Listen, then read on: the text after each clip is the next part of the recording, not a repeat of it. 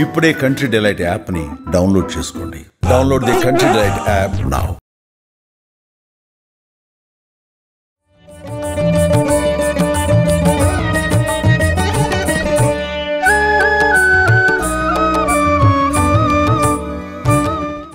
నమస్తే రమ్య గారు. నమస్తే జయ. దేవి నవరాత్రులు మనం మాట్లాడుకుంటూ ఉన్నాం కదండి. ఇవాళ 7వ రోజులో ఉన్నాం. ఈ రోజు యొక్క విశిష్టత, తల్లి ఏ అలంకరణలో ఉంటారు, పూజా విధానం ఒక్కసారి. 7 రోజుల నుంచి వరుసగా రోజు పూజ చేసుకుంటున్నాం. మీరు ఎంత నిష్ట, ఎంత నియమం పాటిస్తే అంత మంచిది. పూజ ఎంత పెద్దది చేసాము, ఎన్ని పూలు సమర్పించాం, ఎన్ని నైవేద్యాలు సమర్పించాం, ఎంతమందికి మన పూజని ప్రదర్శించాం కాదు, అది ముఖ్యం కాదు. మీరు ఎంత శ్రద్ధ, ఎంత భక్తి, ఎంత ఆస్థ, నమ్మకంతో పూజ చేశాము అనేదే ముఖ్యం. కలిగినంత పూజ చేయగలిగినంతదే చేసి శ్రద్ధాభక్తులతోటి అమ్మని అర్చించుకుందాం. 10 రోజుల పాటు చేసుకుంటాం. ఈసారి 11వ రోజు అవును, అదనంగా ఇంకొక రోజు అవకాశం ఇచ్చింది కాబట్టి శ్రద్ధ, ఆసక్తి ఈ 2 ముఖ్యంగా ఉంచుకోండి. అయితే 7వ రోజు అంటే ఇప్పటికి వారం అయిపోతుంది. శ్రీశైలం దేవస్థానంలో అమ్మవారిని నవదుర్గా స్వరూపాలలో చూపిస్తారు కదా. ఈవేళ కాళరాత్రి స్వరూపంలో చూపిస్తారు అమ్మవారిని. కాళరాత్రి అంటే ఇంచుమించుగా కాళికా స్వరూపం అనే చెప్పాలి. ఈమె వికృత స్వరూపిణిగా దర్శనమిస్తుంది. అమ్మవారు భయం కొలిపే లాంటి రూపం అన్నమాట. చాలా ప్రత్యేకమైంది. అక్కడైతే అమ్మవారికి శాకాన్నము అవి అంటే ఆమె శక్తివంతురాలు, యుద్ధంలోకి వెళ్తుంది, రాక్షస సంహారం చేయబోతుంది. అవును, అది కూడా ఏమిటి, రాక్షస సంహారం ఏదో కత్తి డాలు అలాగే కాకుండా భయం కొలిపే లాంటి యుద్ధం, రాక్షసులకే భీతి పుట్టించే స్వరూపంలో ఉంటుంది. కాబట్టి ఆమెకి మరింత బలం చేకూర్చడానికి శాకాన్నం, కదంబ సాధము అవి చేసుకుంటాం కదా, అవునండి, వాటిని నివేదన చేస్తారు. అయితే మనం ఇప్పుడు ఇంద్రకీలాద్రి మీద కనకదుర్గ అమ్మవారి దేవస్థానంలో చేసే విధానం ఏమిటి, ఈ రోజున మహాచండీ స్వరూపంలో చూపిస్తారు అమ్మవారిని. మహాచండీ కాళరాత్రి దగ్గర స్వరూపాలే. మహాచండీ సింహవాహినిగాను భయంకర స్వరూపిణిగానే కనపడుతుంది, కానీ వికృత స్వరూపం కాదు, సౌందర్యవంతమైన భయద సౌందర్య స్వరూపిణిగా ఉంటుందన్నమాట. పెద్ద చండసింహం, తర్వాత త్రిశూలాలు అవి ధరించి 8 చేతులతోటి ప్రత్యేకమైన స్వరూపంలో దర్శనమిస్తుంది. ఈమె కూడా అపరిమితమైన శక్తివంతురాలైన స్వరూపంలో మనకి కనిపిస్తుంది. అయితే ఈ శక్తివంతురాలైన అమ్మకి అక్కడైతే శాకాన్నం పెడతారు. ఇక్కడ లడ్డు శనగపిండి, బూందీ లడ్డు, శనగపిండితోటి లడ్డు చేస్తాము. మనం ఎలాంటి లడ్డు చేసినా సరే లడ్లు నివేదన చేస్తారు. శనగపిండి అయితే మంచిది, సులువు నివేదన చేసుకోవటం. అమ్మవారికి ఎర్రటి వస్త్రాలు అలంకరింపజేస్తారు. అక్కడ ఇక్కడ కూడా ఎర్రని వస్త్రాలే. అయితే ఈ చెండు స్వరూపం ఎక్కడ ఎప్పుడు కనపడింది మనకి అంటే, యుద్ధంలోనే రకరకాల రాక్షసులు ఒక్కొక్కడు మరణించి మళ్ళీ పుడతాడు. వాడి నెత్తురు చుక్కబడితే మళ్ళీ కొత్త స్వరూపాలు వచ్చేస్తూ ఉంటాయి. ఎన్ని రకాల వరాలో కలిగిన రాక్షసులు ఉన్నారు. అవును, ఈ వాళ్ళ కోసం ఒక్కొక్కసారి ఒక్కొక్క స్వరూపంలో కనపడుతుంది అమ్మ. ఈ చండికా స్వరూపం కూడా అట్లాంటిదే.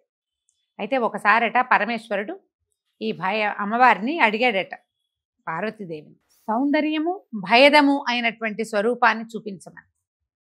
అప్పుడు ఆమెలోంచి ఆవిర్భవించింది పార్వతీదేవి. సాత్వికంగా భర్తతోటి కలిసి ఉన్నప్పుడే ఆమెలోంచి ఈ స్వరూపాన్ని చూపించింది ఆమె. ఇలాంటిది నా రూపం, ఇలాంటిది ఉన్నది చూపించింది. ఆ సౌందర్యాతిశయాన్ని పట్టలేక ఆయన ఏంటంటే, అప్పుడు ఆమె యుద్ధానికి వెళ్ళటల్లా సౌందర్య ప్రదర్శనే జరిగింది, చూపిస్తోంది ఇలాంటి స్వరూపాన్ని. ఆయన పాదాల ముందు సాగిలపడ్డట ఆ సౌందర్యాన్ని తట్టుకోలేక. అయితే కాలు ఎత్తి గుండెల మీద పెట్టు, ఆమె యుద్ధానికి వెళ్తుంది. మరి ఆ స్వరూపం ఎట్లాంటిది నువ్వు గమనించు. చండికా స్వరూపాలలో పరమేశ్వరుడు ఉంటే ఆయన మీద కాలు పెట్టినట్టు కనపడుతుంది. అవును రమ్మ గారు, ఈ భయద సౌందర్యమూర్తి చండికా స్వరూపం ఎలాంటిదంటే, సృష్టి చేసేవాడైనా, నడిపేవాడైనా, లయకారకుడైనా ఆమె ముందు సాగిలపడాల్సిందే. ప్రపంచమంతా ఆ సౌందర్యమూర్తి పట్ల సాగిలపడిపోవాల్సింది. అది ఒట్టి సౌందర్యం కాదు, భయం గొల్పించేది. ఒక్క చిన్న తేడా వచ్చినా సహించదు. ఎవరైనా ఆమె ముందు తల దించవలసిందే. చండికా స్వరూపం అట్లాంటిది. ఆ స్వరూపంలో ఇవాళ మనం అమ్మవారిని చూస్తాం.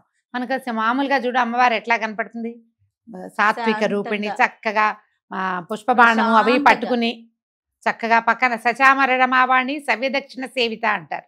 అటు ఇటు లక్ష్మీ పార్వతీదేవి, సరస్వతీదేవి మింజామరలు వీస్తూ చుట్టూతా దేవతలందరూ దండం పెడుతూ ప్రశాంతమైన స్వరూపంలో ఎర్రని చీర కట్టుకుని చక్కగా కళ్ళలోంచి అట్లా కరుణరసం ప్రవహిస్తున్నట్టుగా కనపడుతుంది. ఆ స్వరూపంలో కూడా ఆమె పరమశివ పర్యంక నిలయగా కనపడుతుంది. పరమశివుడు పడుకుంటే ఆయన మీద కూర్చున్నట్టు కనిపిస్తుంది, కానీ ఇదంతా సాత్వికంగా కనిపిస్తుంది. కానీ ఈ చండీ స్వరూపం ఏమిటంటే యుద్ధానికి ఆ సన్నద్ధమయ్యేటప్పుడు భర్త వచ్చినా ఆవిడ ఆగదనమాట. పాదాలకు తన ముందు భర్త వచ్చినా ఆయన మీద కాలేసైనా యుద్ధానికి దూకేస్తుంది. అది ఆ స్వరూపంలో ఇది ఎప్పుడో ఒక్కసారి చూస్తాం. ఇది ఏడాదికి ఒక్క మాట. మళ్ళీ మళ్ళీ ఈ స్వరూపానికి పూజా విధానం అది మనం ఏం చేయం. ఈ ప్రత్యేకమైన దినాల్లోనే అమ్మవారి యొక్క ఈ ఉగ్ర కళని మనం ఆరాధిస్తాం. అమ్మవారికి చక్కగా నివేదన చేసుకోవటం, ఒక ఎర్రని వస్త్రాలు సమర్పించడం, కుదిరితే ఎర్రని పువ్వులతోటి అర్చన, తామర పువ్వులు లాంటి వాటితోటి అర్చన చేసుకోవటం, తర్వాత కొంచెం పులగము, పానకము, వడపప్పు, కొబ్బరికాయలు, అరటిపళ్ళు లాంటివి చక్కగా నివేదన చేసుకోవటం. అయితే మనము కుమారి పూజ కూడా చేస్తాం కదా. ఈ కుమారి పూజకి వాళ్ళ 7వ రోజు కదా ఇది. 8 సంవత్సరాల బాలిక శాంభవి పేరుతోటి 8 ఏళ్ల బాలికని అర్చిస్తాం. అయితే ఈ బాలికను అర్చిస్తే మనం చేసే తపస్సుకి ఫలితం లభిస్తుందట. సంవత్సరాల తరబడి జపం చేసుకుంటారు, ఏడాదంతా జపం చేసుకుంటారు. చాలా మందికి అలవాటు ఉంటుంది కదా. ఆ జపానికి ఫలితం ఈ శాంభవి ఇస్తుందట. ఈ 8 సంవత్సరాల బాలికకి చక్క పాదాలకు పసుపు రాసి, పారాయణ పెట్టి, బొట్టు అది అలంకారం చేసి, పువ్వులు అవి ముడిచి, ఆమెకి నచ్చిన భోజనం, పాపాయికి నచ్చినటువంటి వస్త్రాలు లాంటివి సమర్పించి విశేషంగా పూజిస్తే గనక మనం చేసే తపస్సుకి మనకి ఏదో ఒక సాధన ఉంటుంది. మనిషికి ఒకటి ఉంటుంది, ఒక్కొక్కళ్ళకి ఒక్కొక్కటి.